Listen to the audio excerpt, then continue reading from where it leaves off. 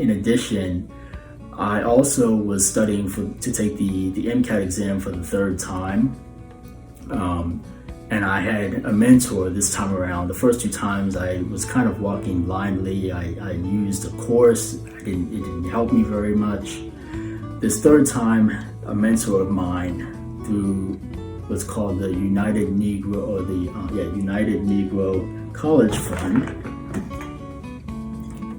UNCF STEM, is another scholarship that I'm a part of. And she helped me immensely, just coaching me through how do I manage my Anki deck for the MCAT, how do I study properly for the MCAT, how do I think like a doctor and move through these questions as a doctor should. That truly improved my performance the third time around, and I improved my score by 10 points to a 505. And so with those two metrics right there, when I applied for medical school the second time around, I did much better. First time around, I didn't even get an interview. This time around, I had 3 interviews, and I only decided to apply to DO schools this time around because that's ultimately what I want, to become an osteopathic physician. And throughout all those interviews, I applied to 3 schools. One was called Kansas City College of Osteopathic Medicine in Kansas City, Missouri. Another one was called William Carey College of Osteopathic Medicine in Hattiesburg, Mississippi. And the third one, it's called Edward Via College of Osteopathic Medicine, also known as Virginia College of Osteopathic Medicine, VCOM. And that's where I ended up going, surprise, surprise, right here. But VCOM stood out because they were the only school that offered me an in-person interview. Not only that, but I had done research on them before, and why they were on the list of schools that I applied to was because they have a sports medicine fellowship program.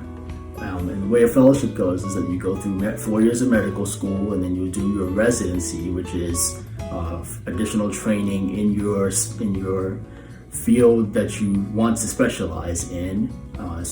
If you want to be a sports medicine physician, you can do your residency in family medicine. You can do it in mostly like primary care fields, family medicine, pediatrics, internal medicine, orthopedic surgery even. And then you'll do an additional subspecialty training called a fellowship in sports medicine, which can be around 2 to 3 years, I think. And so that is why I really wanted to go to VCOM, and especially Auburn, for Auburn University, the Auburn Tigers, War Eagle. So when I got there for my interview, it was truly love at first sight. I saw the Jordan Hare Stadium as I first came in, and I was immediately enamored. I had never seen a football stadium that big before, besides the Jaguar Stadium in Jacksonville, Florida. But this is college football. This is different. The SEC is another league altogether. But yeah, and so my interview day at VCOM was very special. First off, when I met with my other colleagues for the first time, we met up with a DO physician. His name is Dr. Hayes, and he is a phenomenal physician, but he is also a great advocate for the field of osteopathy, because he comes in with a fiery enthusiasm, and he asks you, do you know what osteopathy is? Have you ever heard of it?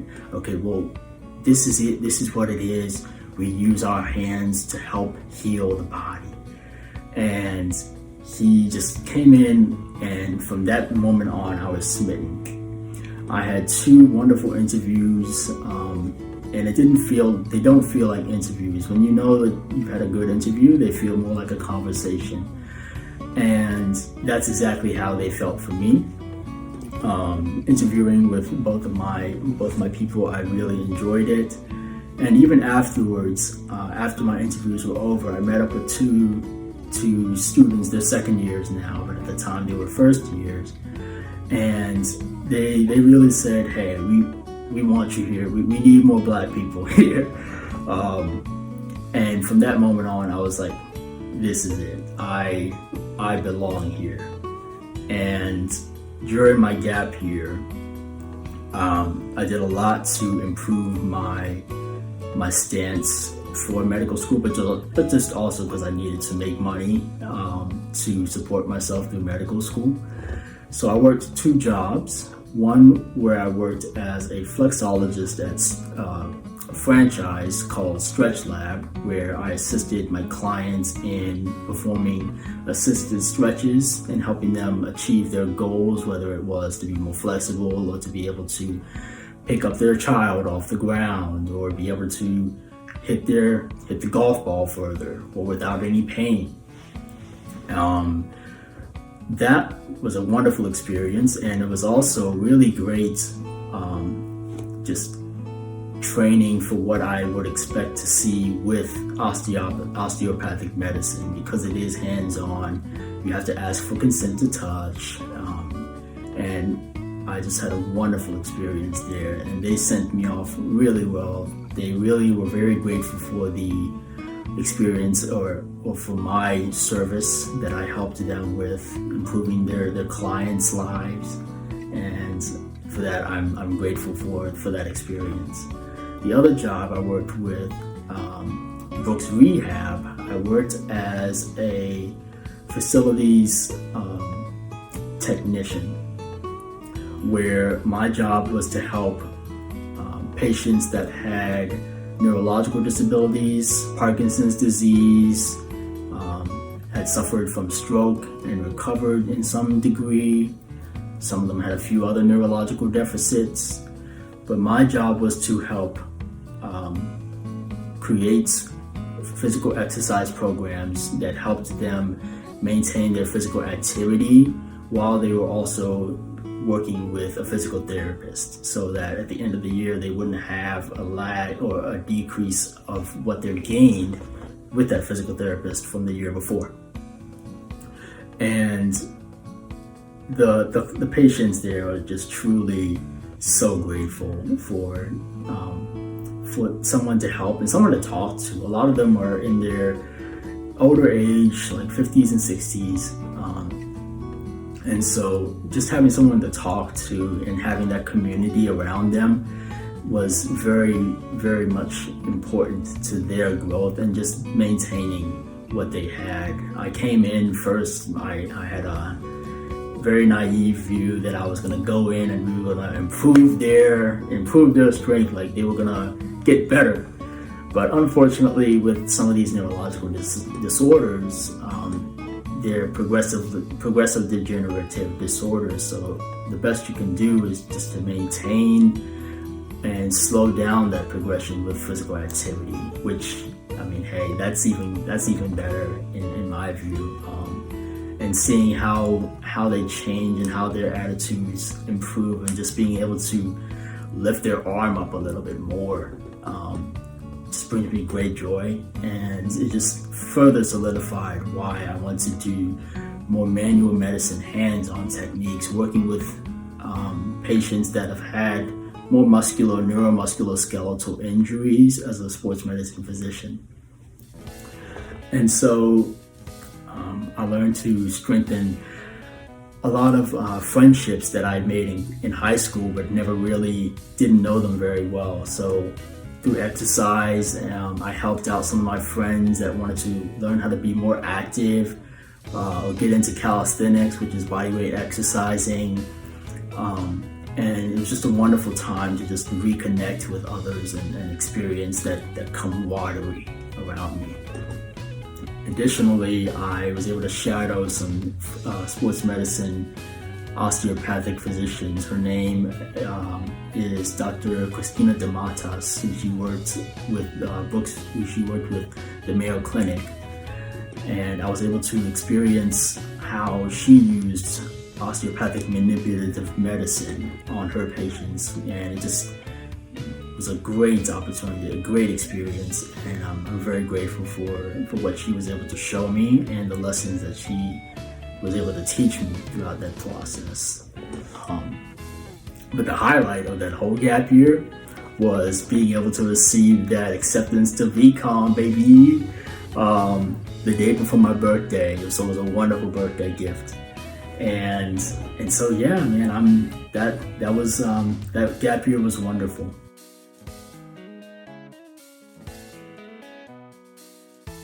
And so earlier this July, I started my first block of medical school. The focus is on the foundations of medicine. So we took different courses from anatomy and physiology to microbiology to pathology and histology, different courses with various different aspects, not much related to each other. So it's described as undergraduate on steroids, and they aren't lying when they say that. Because I came in before I started, I was like, you know what, I feel very confident. I've done graduate school, I have the tools, I'm ready. I don't feel like I have imposter syndrome. Well, that got smacked. I got smacked within the first 3 weeks, within the first week of classes. That was a smack to the face, because it comes at you fast and furious. You're in class from 8 a.m. to 3 p.m. some days, just doing back-to-back lectures with a 10-minute break in between. But it's like, 6 lectures a day, and then you have to find the time. You have to make the time to study, because you also have 2 exams a week on 2 different subjects. So it is an adjustment, and within the first 3 weeks, I really, that imposter syndrome crept up, and you will have, and I'm sure I will have more times in the future where it will continue to creep up. But what really helped me solidify my routine, I started to meditate on a regular basis, listening to some guided meditations for 10 to 15 minutes in the morning, and then doing a little bit of exercise, between 10 and 15 minutes of exercise in the morning as well, because I can no longer do my 2-hour-long exercises. You don't have time for that anymore. This is med school.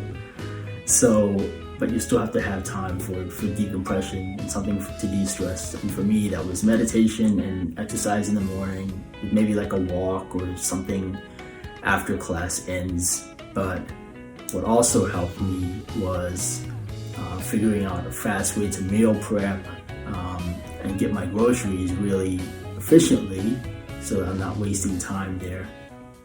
But in addition to that, I had to create a study schedule that worked for me, and it took a bit of time, but by the 4th week I had figured out I figured out a way to keep up with classes and make sure that I was studying for the upcoming exam with enough time.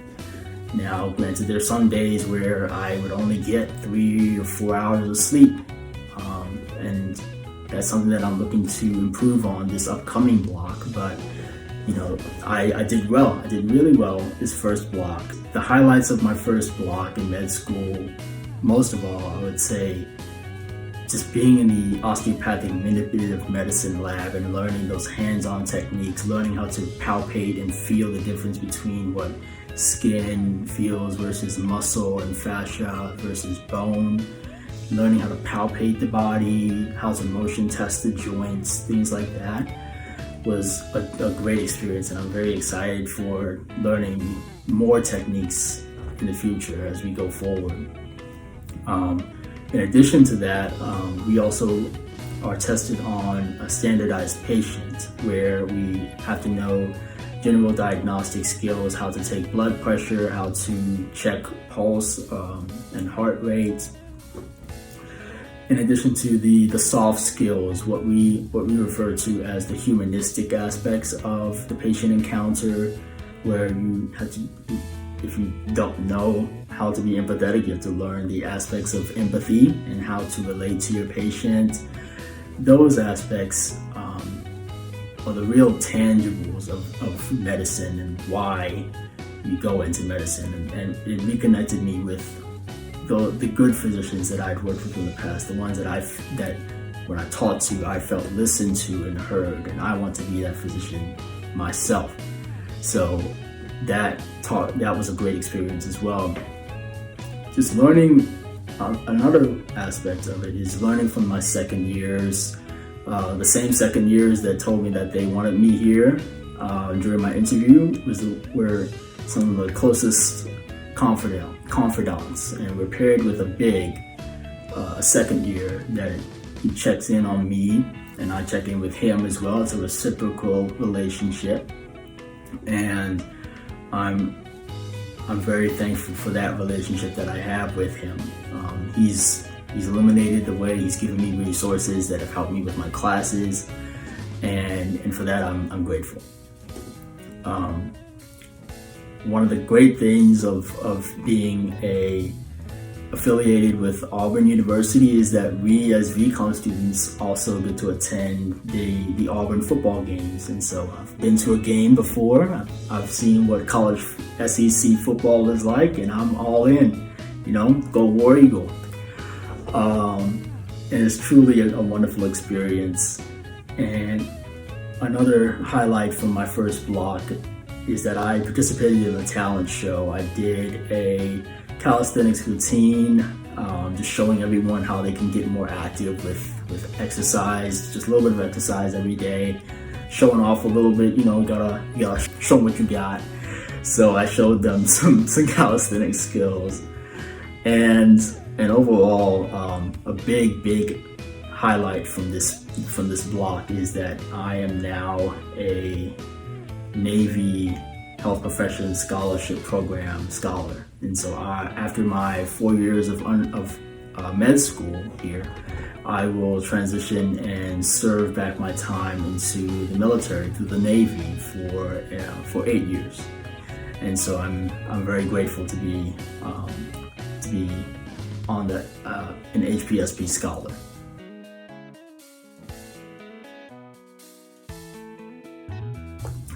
Some reflections and my future outlook into this upcoming block. Overall, I'm very grateful to finally be on the path of becoming a physician. This has been a dream this has been not just a dream, but a vision that I've had since I was young, since I was like 12, 13 years old, and I'm just very grateful to now be on that path.